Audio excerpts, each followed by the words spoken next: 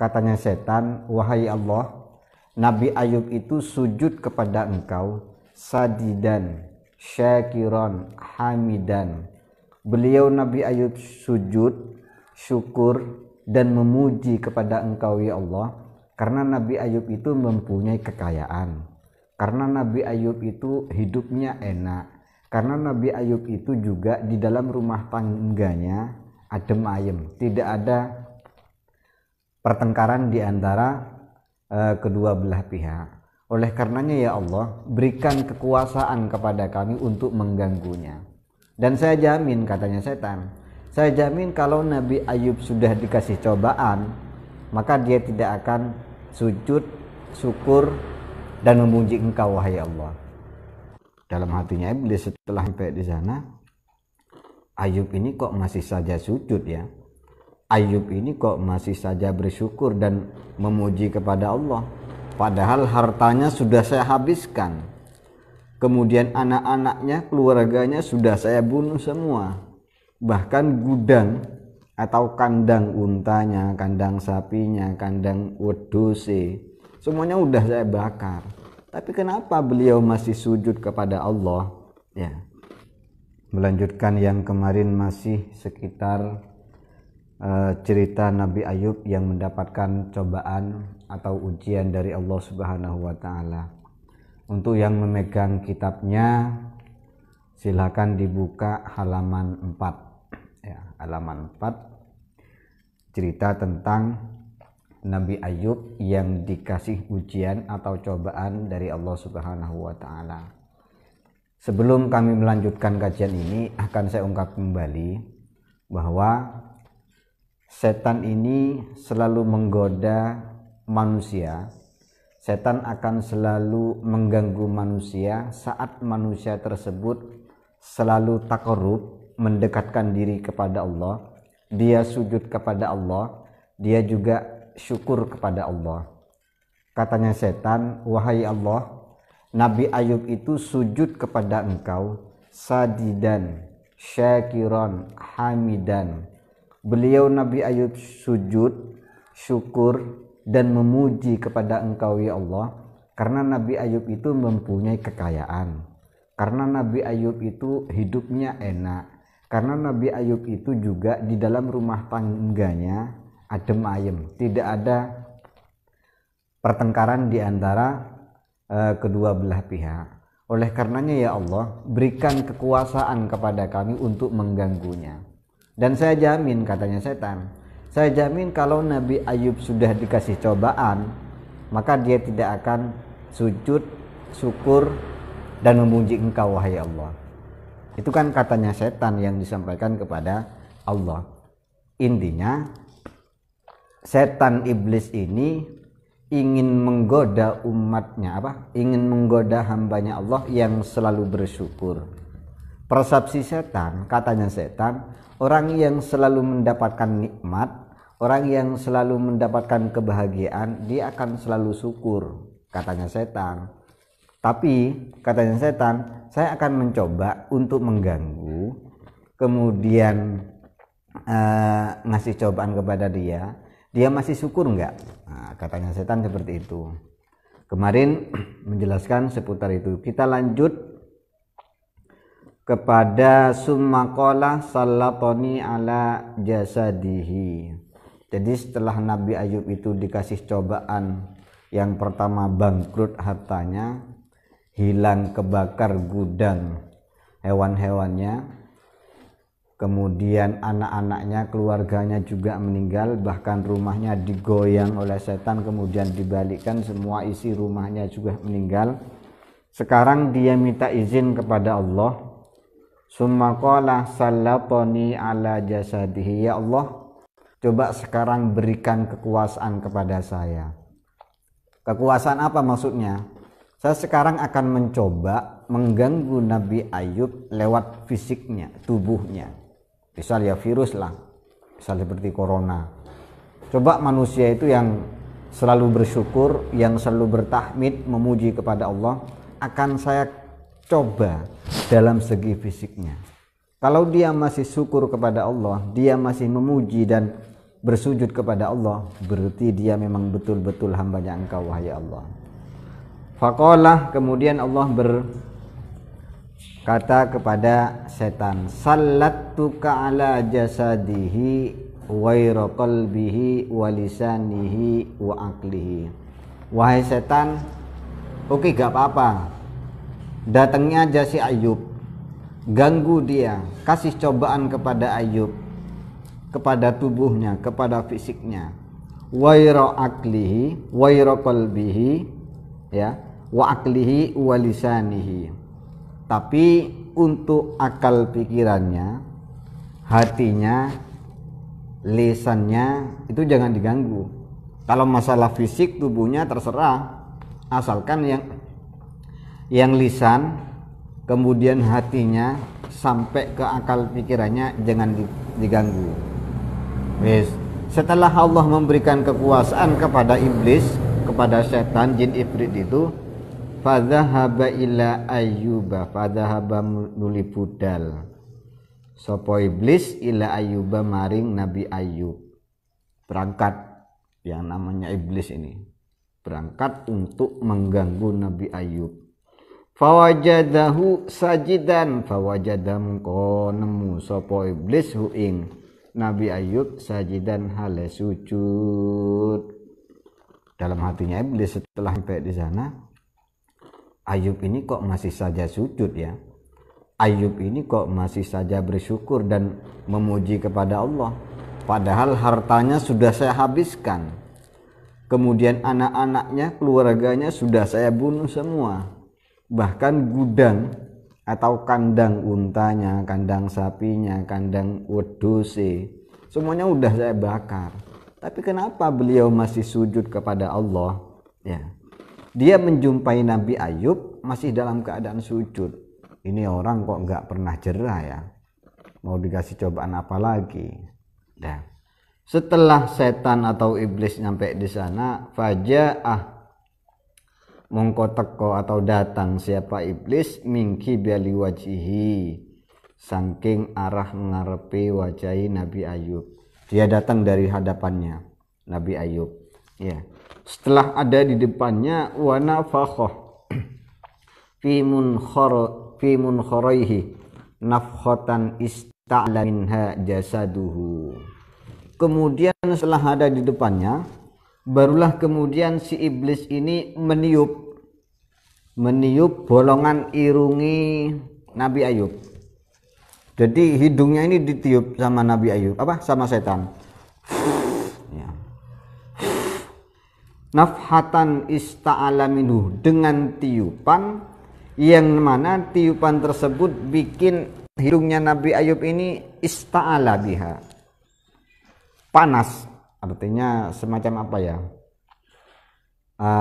kayak menyala.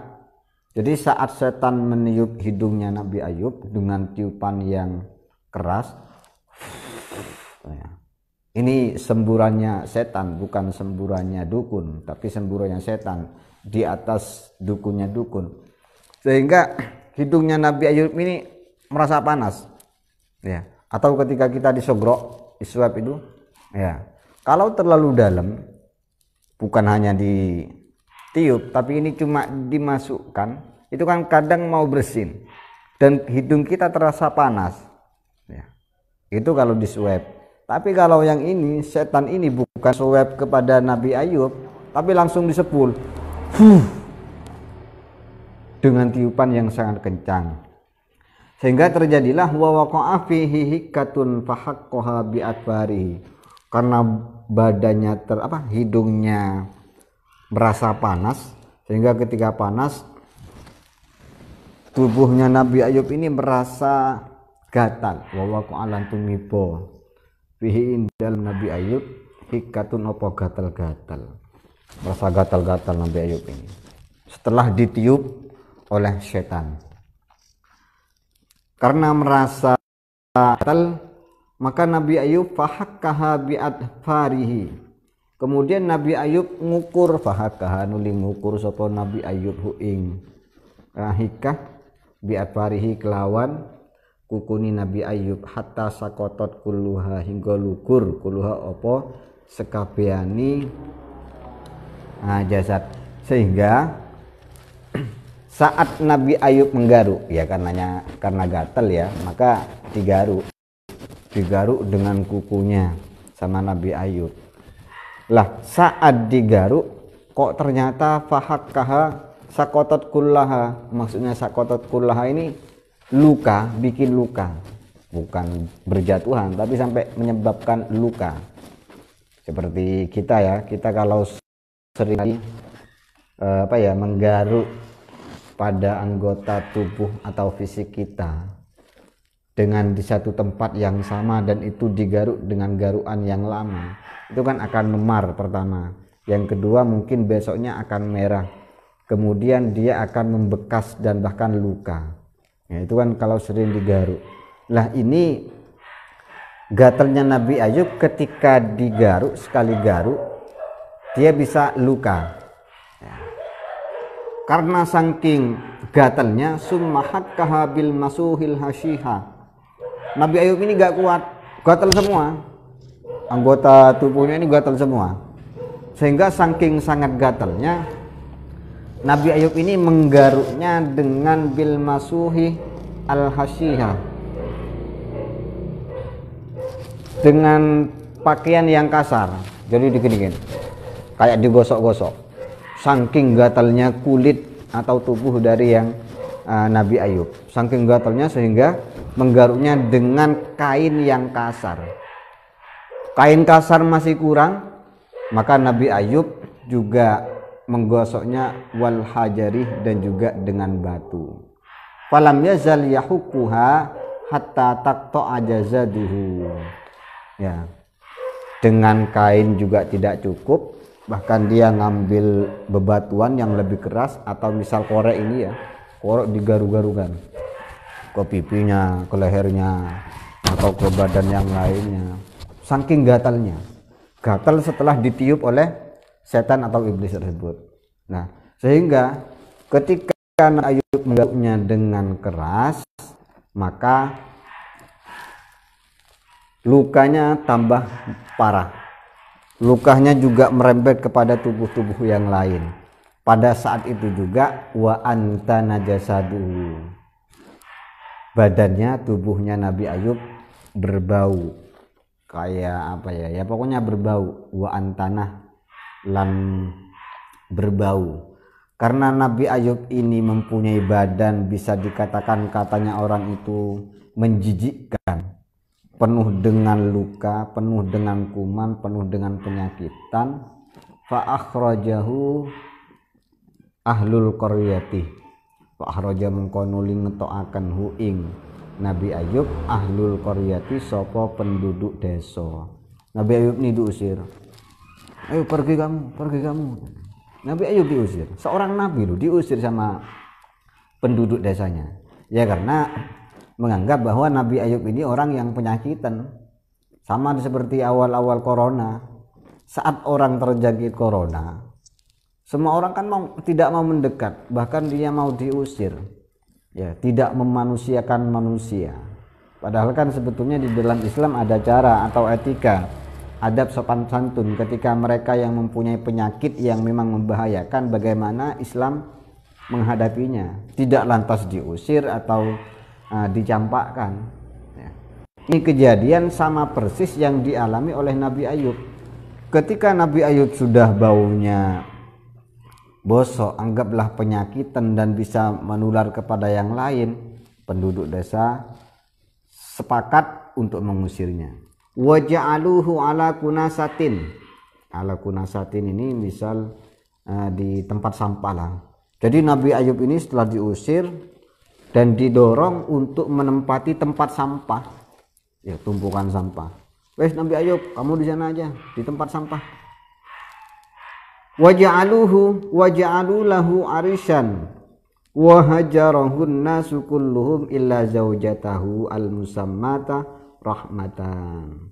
Setelah disuruh tinggal di tempat sampah, tempat yang kumuh, tempat yang memang tidak layak untuk ditinggali manusia, penduduk desa itu juga membuat arisan. Arisan itu kayak omah-omahan, kayak tenda lah, tenda yang khusus ditempati oleh Nabi Ayub alaihissalam.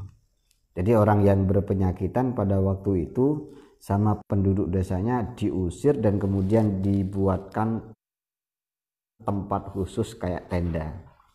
Wa hajarahunna sukulluhum. Orang-orang tidak ada yang mau mendekat, tidak ada yang mau merapat kepada Nabi Ayub kecuali satu. Siapa mereka? Nah, siapa dia? Dia adalah istrinya sendiri.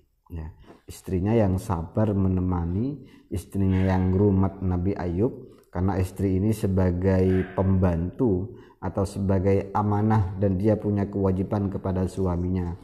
Bagaimanapun situasi suami, bagaimanapun dia keadaannya, memang pada awalnya dia adalah orang yang kaya, dia sukses, kemudian dia punya segalanya. Setelah itu barulah dia dikasih cobaan oleh Allah. Kemudian yang awalnya terkenal, masyarakatnya sudah mulai meninggalkan sedikit demi sedikit. Tapi sang istri ini tetap menemani dan menerima apa adanya tentang suami yang sedang diuji atau dicoba oleh Allah Subhanahu wa taala. Itu istri yang top. Jadi istri yang memang tidak pelin-pelan. Istri yang tidak pelin-pelan gimana? Dia hanya menemani saat dia sukses, tapi meninggali saat dia bangkrut. Ya, itu bukan tipikal istri yang harus dipertahankan. Ya, jadi yang namanya istri atau suami tetap harus mendukung. Saat sukses harus bersama membangun, saat terpuruk pun dia juga harus sabar menghadapi ujian dan cobaan dari Allah Subhanahu wa taala. Fakanat, istrinya Nabi Ayub ini bernama Rahmah. Fakanat yakhdimuhu mimma yuslihuhu wa ta'tihi bit-ta'am wa jarahus salasa alladzina amanu wa lam yatraku dinahum. Istrinya Nabi Ayub yang selalu berbuat baik kepada Nabi Ayub saat Nabi Ayub ada di sebuah tenda. Istrinya Nabi Ayub juga wa ta'tihi bit-ta'am, yang memberikan makanan. Ya, yang ngelateni Nabi Ayub saat beliau ada di tenda, saat beliau sudah mulai dikucilkan dan bahkan diusir oleh masyarakat setempat, istrinya selalu menemani. Ayo Kang Mas, sayang, aku akan tetap bersamamu. Bagaimanapun keadaanmu, engkau tetaplah menjadi suamiku. Engkau tetaplah akan menjadi pemimpinku. Istrinya sabar, menemani dan selalu melayani, baik itu cara bagaimana Nabi Ayub makan dan apa yang dibutuhkan oleh Nabi Ayub. Dan semua itu dilakukan sampai Nabi Ayub itu sembuh dari penyakitnya. Nah, dari cerita ini bisa disimpulkan bahwa suami istri bagaimanapun keadaannya, seperti apapun musibah, ujian, cobaan, baik cobaan itu bentuknya kecil ataupun berat sekalipun, maka Allah ataupun manusia yang menerima cobaan dari Allah tetap harus sabar, tetap harus syukur kepada Allah, sajidan hamidan, sujud dan juga memuji kepada Allah Subhanahu wa taala. Memujinya, syukurnya bukan hanya saat jaya, bukan hanya saat dia sukses, akan tetapi dia harus memuji kepada Allah, syukur kepada Allah, kemudian juga bertahmid kepada Allah saat dia mendapatkan musibah.